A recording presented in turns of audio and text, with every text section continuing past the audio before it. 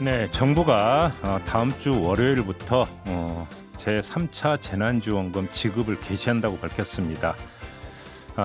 이 그 3차 재난지원금 가운데 덩어리가 가장 큰 게 소상공인들에게 지원하는 버팀목 자금인데요. 자, 그 구체적인 세부 지급 방안이 오늘 나온다고 합니다. 그래서 이분을 전화로 연결해서 미리 좀 들어보는 시간 가져보려고 하는데요. 박영선 중소벤처기업부 장관 전화로 만나보겠습니다. 나와 계시죠? 네, 안녕하세요. 네, 새해 복 많이 받으시고요. 네, 새해 복 많이 받으세요. 일단 큰 틀에서 좀 설명 좀 부탁드릴게요. 어떻게 지금 지급이 되는 겁니까? 네, 지금 말씀하신 것처럼 소상공인 버팀목 자금은 280만 명에게 모두 네. 4조 1천억 원이 지급이 되는 것이고 네. 다음 주 월요일 11일부터 예. 지급될 예정입니다. 예. 대상자로는요. 집합 금지 업종과 영업 제한 업종, 아마 이게 모두 11개 업종일 텐데요. 예. 여기는 모두가 해당이 되고요. 예. 소상공인 가운데 연매출이 4억 원 이하인 소상공인 가운데에서 전년 대비 매출이 감소한 분들 여기도 대상입니다. 네.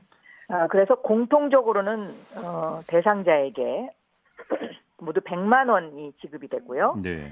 여기에 이제 100만 원 플러스가 있습니다. 그러니까 집합 금지 업종은 추가로 임대료 등의 고정비용 부담 겸감을 위해서 200만 원을 더 드리고요. 그러니까 네. 합계로 300만 원이 가는 거죠. 그렇죠. 그리고 영업 제한 업종은 추가로 100만 원을 더 드립니다. 그러니까 예. 이것은 합계로 200만 원을 지원을 하게 되는 것입니다. 예. 네. 이거는 사실 그거는 계산이 아주 쉬워요. 그런데 예를 들어서 전년 대비 뭐 매출이 떨어진 그 가게 이런 데 같은 경우는 이것도 참 여러 번 저희도 방송에서 질문을 드린 바가 있는데 네. 일단은 지금 예를 들어서 2020년에 개업한 사장님들도 많이 계실 거 아니겠습니까? 이런 분들은 그럼 어떻게 되느냐라는 문제 하나. 그다음에 네. 아예 사업자 등록 안 내고 그러니까 하는 예를 들어서 노점 같은 분들도 계시잖아요. 그런 분들은 네. 다 탈락하는 거냐? 이 두 가지 문제가 있는데 좀 답변 좀 일단 주시죠. 작년에 처음 창업하신 분들, 영업을 시작하신 분들은 예. 그 작년 1월부터 11월 창업자의 경우에는 12월 매출액이 9월, 10월, 11월 3개월치 평균 매출액보다 감소한 경우에 1월 25일부터 100만 원을 지급합니다. 예. 네, 그러니까 1월 25일부터 100만 원을 지급을 하고요. 예. 지금 사업자 등록증이 없는 분들 말씀하셨는데 이분들은 어쩔 수가 없습니다. 어쩔 수가 없다고요. 네, 네. 어찌 보면 근데 그 가장 어려운 분들이 이런 분들 아닌가요? 이제 이런 분들은 예. 중소벤처기업부의 대상자라기보다는 고용노동부의 대상자입니다. 물론 그렇긴 하죠. 그래서 고용노동부에서 지급하는 그 기준과 액수가 따로 있습니다. 그런데 아마 그 기준과 액수가 거의 비슷한 것으로 제가 그렇게 알고 있습니다. 네. 네네. 지금 장관님 인터뷰 하자마자 지금 또 댓글이 쇄도를 하고 있는데요. 예. 문자가 하나만 좀 일단 그 질문 가름해서 읽어드릴게요. 9229님. 영세 치과 기공소 운영한다고 하시는데요. 네. 일이 줄어갖고 셋이 하던 일을 지금 혼자 하고 있는데 매출이 네. 줄었는데도 2차 재난지원금 대상이 아니었다고 하네요. 이런 경우는 어떻게 해야 돼요? 그거는 이제 연 매출이 4억이 넘으시기 때문에 그랬을 겁니다. 그래요? 그러니까 지금 이번에 그러니까 지난 추석 때도 예. 세희망 자금이 나가지 않았습니까? 예. 그때도 연매출 4억 원 이하의 소상공인을 대상으로 지금 하고 있고요. 네.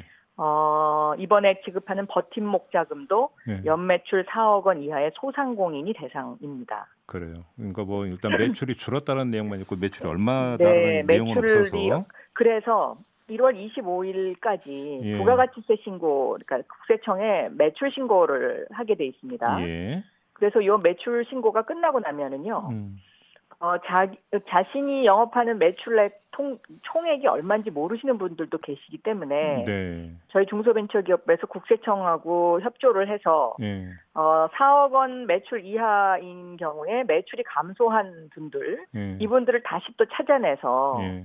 또 추가로 지원을 해드릴 계획을 갖고 있습니다. 알겠습니다. 그러면 이제 그 예를 들어서 집합 금지 업종과 집합 제한 업종은 딱 떨어지는 거기 때문에 뭐 굳이 네. 신고를 안 해도 정부가 알아서 지급해 주는 겁니까? 그렇습니다. 이거는 이제 집합 금지 업종과 영업 제한 업종은 그 사업자 등록에 이게 다 이제 돼 있기 때문에 네. 여기는 다 이제 알아서 가는 거고요. 그러면 예를 들어서 매출이 네. 떨어진 데 같은 경우는 본인이 증빙해야 되는 겁니까?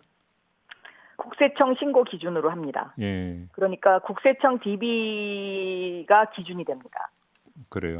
근데 네. 아무튼 그것도 그럼 정부가 알아서 챙겨주는 게 아니라 본인이 그 국세청 자료를 기준으로 해서 그러니까 증빙을 해야 된다는 말씀이신가요? 일단 문자 메시지가 먼저 갑니다. 네. 그러니까 지금 저희가 대상자가 약 한 280만 명으로 보고 있는데요. 예. 280만 명 가운데 약 250만 명 정도는 이미 지난 추석 때 세희망 자금을 지급받으신 분들이 있어서 예. 이분들은 1차 대상자로서 저희가 문자 메시지를 보내드리고요.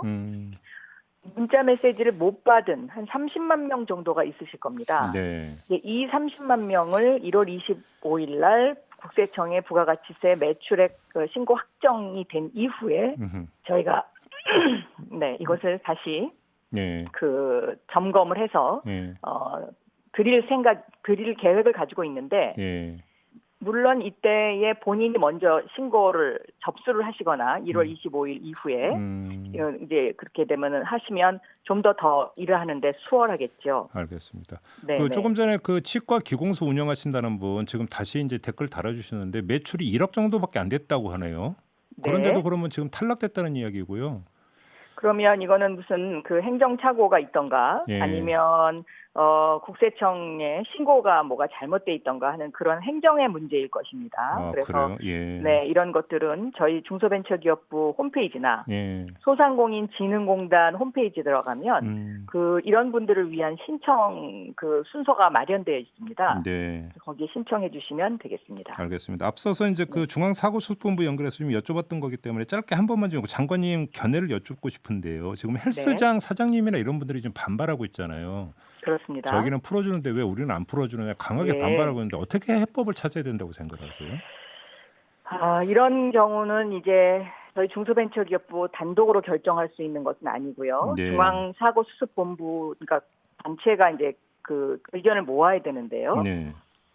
저는 이 헬스장의 경우에는 이제 아마도 이게 밀폐된 시설인데다가 예. 비말이 강하게 배출될 수 있기 때문에 예. 이제 그 방역의 어려움 때문에 이제 그렇게 좀 분류가 됐다고 생각합니다. 그래서 이런 부분과 관련해서는 저는 추가적으로 네.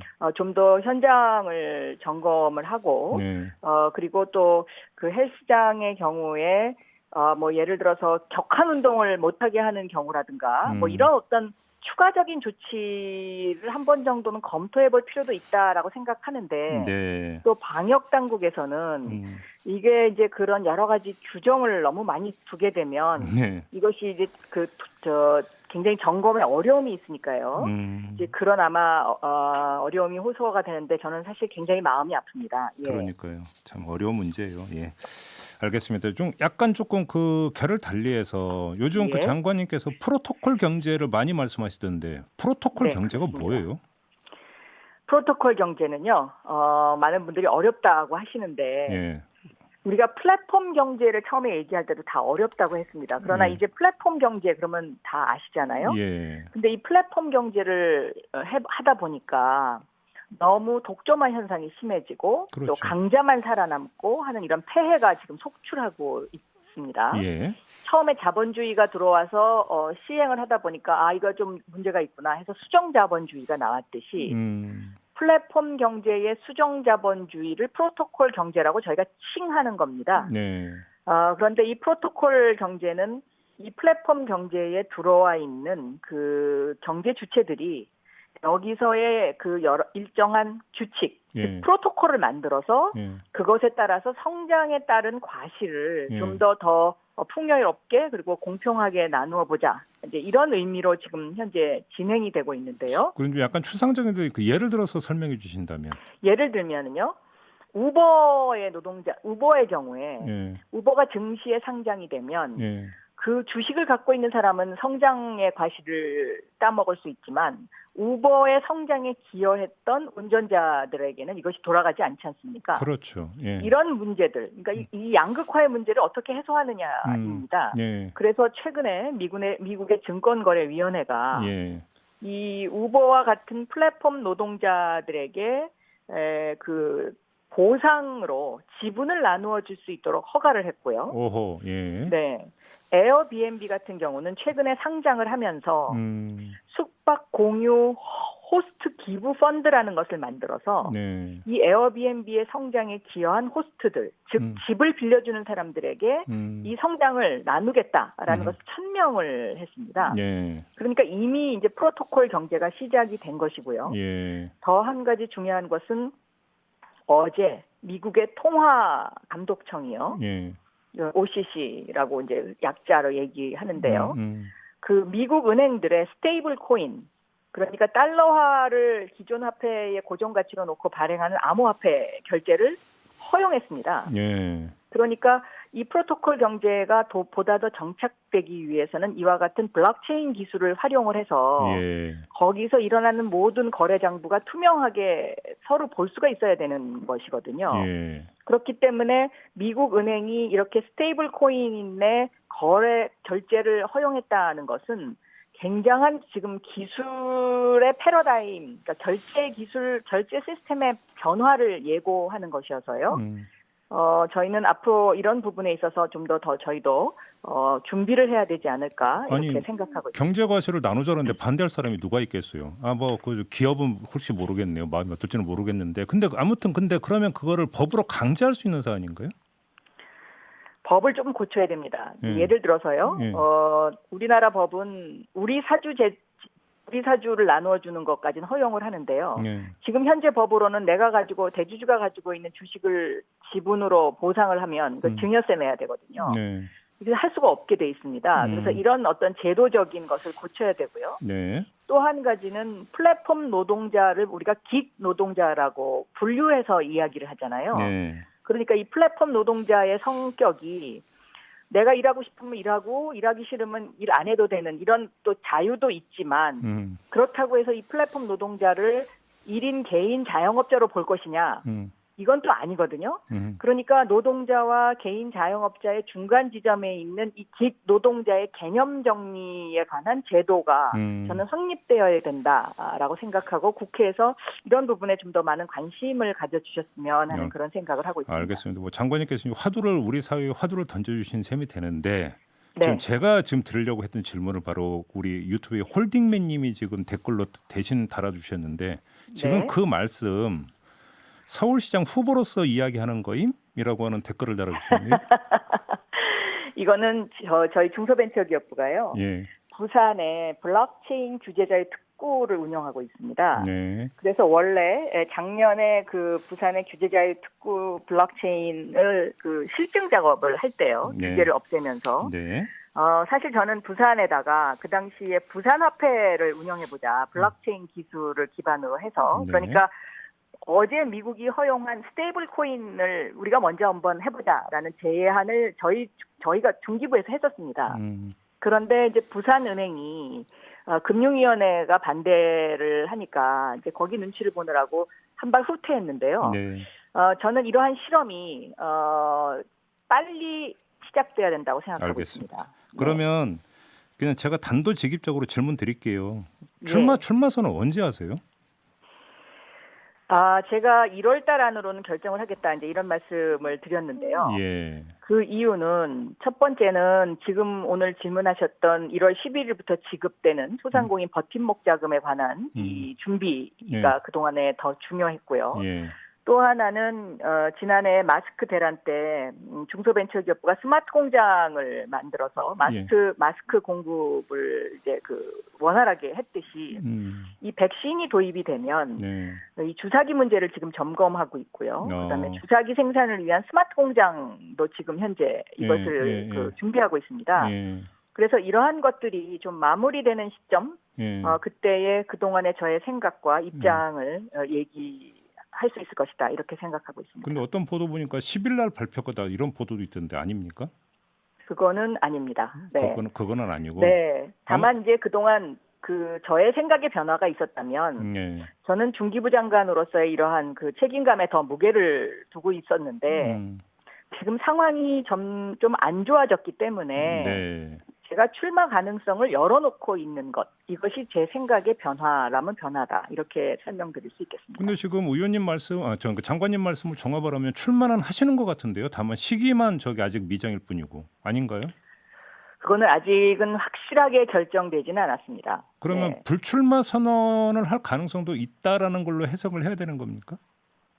그거는 좀 더 제가 이런 어떤 전반적인 중소벤처기업부 장관으로서의 해야 할 일, 이런 것들이 마무리되는 시점, 이런 것들과 이것이 상당히 밀접한 관계가 있다라고 생각합니다. 지금 이제 장관님께서는 이제 그 남은 일 처리가 이제 중요하다고 말씀하셨는데, 네. 지금 이제 계속 여론조사 돌리고 있지 않습니까? 계속 보도도 나오고 있는데. 예. 혹시 여권에 지금 서울 시민들의 여론이 안 좋게 흘러가고 있다는 걸 혹시 고려를 해서 그런 거 아니냐라는 해석도 좀 있는 것 같은데요. 그거는 만약에 상황이 더 좋아졌다면 네. 저는 중소벤처기업부 장관으로서의 책임감에 더 무게를 확실하게 뒀을 거고요. 이미 그렇게 의사를 밝힌 적이 있습니다. 저는 제가 여기서 이제 해야 될 일들, 예를 들면 조금 전에 질문하셨던 프로토콜 경제를 정착시키는 문제, 네. 그리고 또 올해 안에 제일 중요하게 해야 될 일들이 소상공인 분들을 위해서 구독 경제 시스템을 만들어드리는 일입니다. 그러니까 매일 우유를 받아 먹는 것처럼 소상공인의 매출이 일정하게 유지될 수 있도록 알겠는데요. 이것을 하려면 생태계를 만들어야 되고 굉장히 지금 여기에 벌려놓은 일들이 많아서 이 일을 더 하고 싶다라는 것은 저는 당에 이미 의사표명을 했었습니다. 그런데 여권의 상황이 안 좋아지니까 안 좋아져서 오히려 이제 출마 쪽으로 더 기울었다고 출마 그냥 가능성을 열어놓고 생각하고 있는 중입니다. 네. 그럼 출마를 하셔야 될 것 같은데요. 말씀을 종합하면. 그거는 또 조금 더 상황을 볼 필요가 있지 않나. 상황이 또 좋아지면 또 다른 어떤 대안이 나올 수도 있지 않을까, 이렇게 생각하고 있습니다. 다른 대안이라면 어제 잠깐 보도 나왔던 외부의 영입 이런 거 말씀하시는 겁니까 혹시? 그거는 당에서 결정할 일입니다. 네. 당에서 결정할 일인데 아마 어제 당의 이야기는 지금 선고가 90일 정도 남지 않았습니까? 예. 그러니까 이제 시간이 너무 없어서 너무 촉박하다. 이제 아마 이런 생각으로 당에서 그런 이제 아마 의사를 말씀을 하신 것으로 제가 그렇게 이해하고 있습니다. 그래요. 네. 그럼 아무튼 출마하시면 누구하고부터 또 이길 자신이 있으십니까? 승패를 이야기한다기보다는요. 저는 서울의 미래의 모습이 어떤 모습으로 다가와야 되는지에 대한 그런 것들이 더 중요하지 않을까, 저는 그렇게 생각하고 있습니다. 알겠습니다. 그 문제는 나중에 다시 별도 인터뷰를 좀 기약을 하면서 오늘 인터뷰 마무리하겠습니다, 장관님. 네, 고맙습니다. 감사합니다. 네, 지금까지 박영선 중소벤처기업부 장관과 함께했습니다.